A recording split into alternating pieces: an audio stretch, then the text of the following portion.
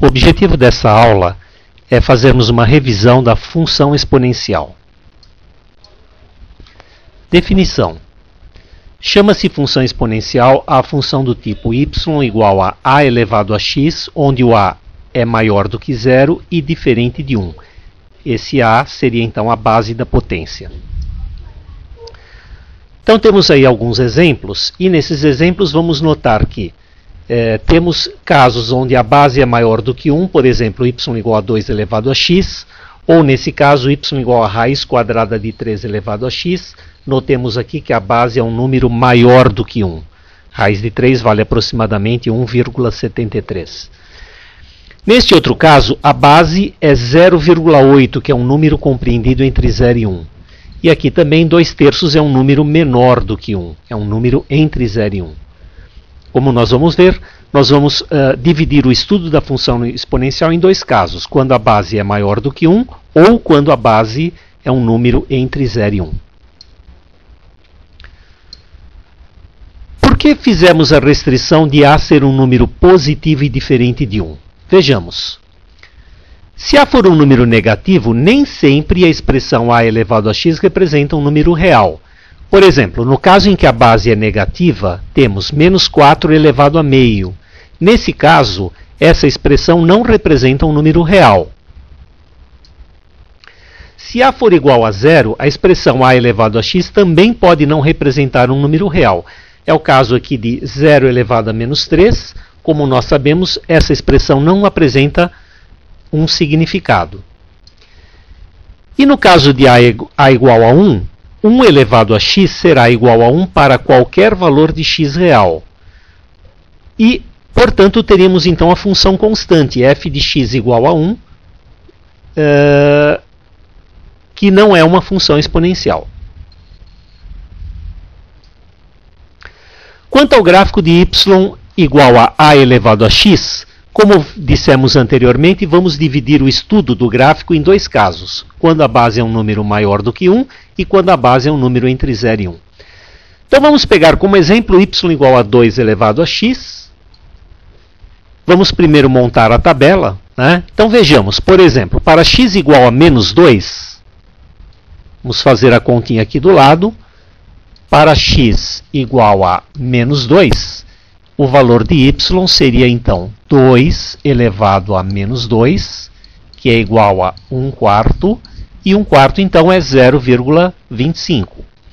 Da mesma forma, quando x for igual a menos 1, o y seria 2 elevado a menos 1, que é 1/2, ou 0,5.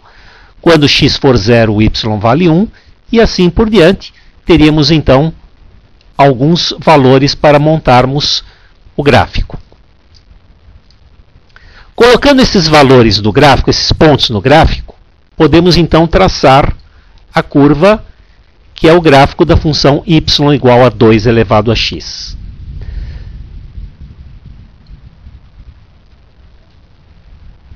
Vamos aqui pegar um software que é o Grafimática, né? E aqui temos a representação do y igual a 2 elevado a x.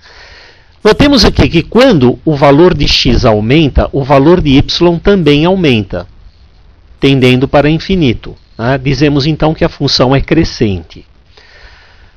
Outro aspecto importante é que, aparentemente, podemos imaginar que essa curva corta o eixo do x, ela intercepta o eixo x. E isso não é verdade.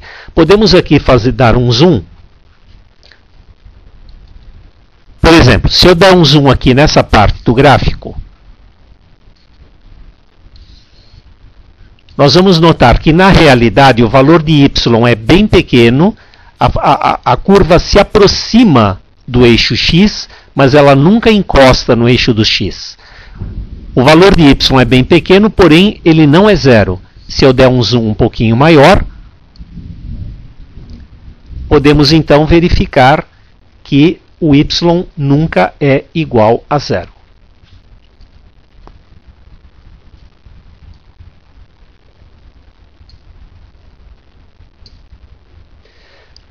Vamos então desenhar o gráfico agora de y igual a meio elevado a x. Da mesma forma, vamos dar valores para x, encontrar valores de y. se x for igual a menos 2, por exemplo, o valor de y seria dado por 1 meio elevado ao x, que é menos 2. Isso, então, meio elevado a menos 2, invertendo a potência, teremos 2 elevado ao quadrado. Então, y seria igual a 4, como temos aqui na tabela. Da mesma forma, quando x é igual a menos 1, meio elevado a menos 1 seria 2. Quando x é 0, o y vale 1. Quando x é 1, vale meio, e assim por diante. Podemos, então, colocar esses pontos no gráfico e desenhar o gráfico dessa função. Notemos agora que, quando x aumenta, o valor de y diminui. Portanto, temos aí o caso de uma função decrescente. Da mesma forma como falamos no caso anterior, a curva jamais se aproxima do eixo, a curva se aproxima do eixo das abscissas, porém o valor de y jamais é zero. Notemos aqui que o y é sempre um número positivo. O y nunca é zero e também nunca assume valores menores do que zero, nunca assume valores negativos. Portanto, o y é sempre um número positivo. Vamos então abrir um outro software agora, que é o Cabri Geometry, onde aqui fizemos uma montagem da função exponencial. Aqui eu posso variar o valor da base.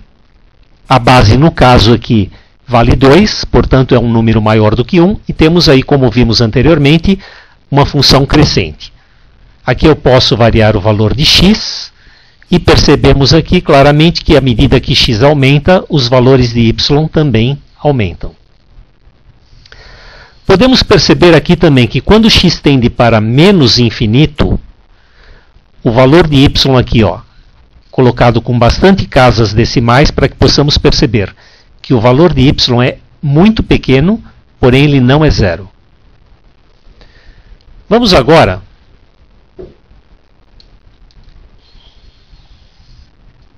aumentar aqui o valor de a, e notamos aqui que quando a é um valor muito grande, a função cresce rapidamente. Pequenos valores de x fazem com que o y aumente rapidamente. Vamos colocar aqui a base assumindo um valor entre 0 e 1. Como vimos, é uma função decrescente, ou seja, quando x aumenta, os valores de y diminuem.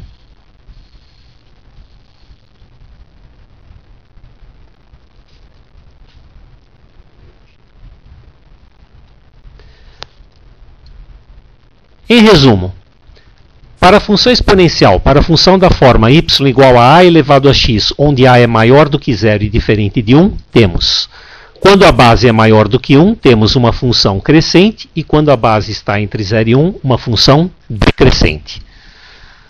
Em ambos os casos, o domínio é real, o x pode assumir qualquer valor real. E o conjunto imagem é o conjunto dos números reais positivos, porque o y será sempre um valor positivo. O y jamais é zero e nunca poderá assumir valores negativos. Desigualdades. Quando a é maior do que 1, sabemos que a função exponencial é crescente, e se tivermos alfa menor do que beta, o valor de y correspondente a elevado a alfa será menor do que a elevado a beta. Portanto, se alfa menor que beta, a elevado a alfa menor que a elevado a beta. E vice-versa. Se a elevado a alfa menor que a elevado a beta, podemos então afirmar que alfa é menor do que beta. Observemos o que acontece quando a base está entre 0 e 1. Se a base está entre 0 e 1, sabemos que a função é decrescente. E se alfa for menor do que beta, a elevado a alfa, o valor de y em correspondência a alfa, será maior do que a elevado a beta. Ao menor x, corresponderá o maior valor de y. Podemos então escrever, se alfa for menor do que beta, a elevado a alfa será maior do que a elevado a beta. Notemos aqui então que para esse caso há uma inversão na desigualdade. né? Se alfa era menor que beta, a elevado a alfa será maior do que a elevado a beta. Vamos ver como podemos aplicar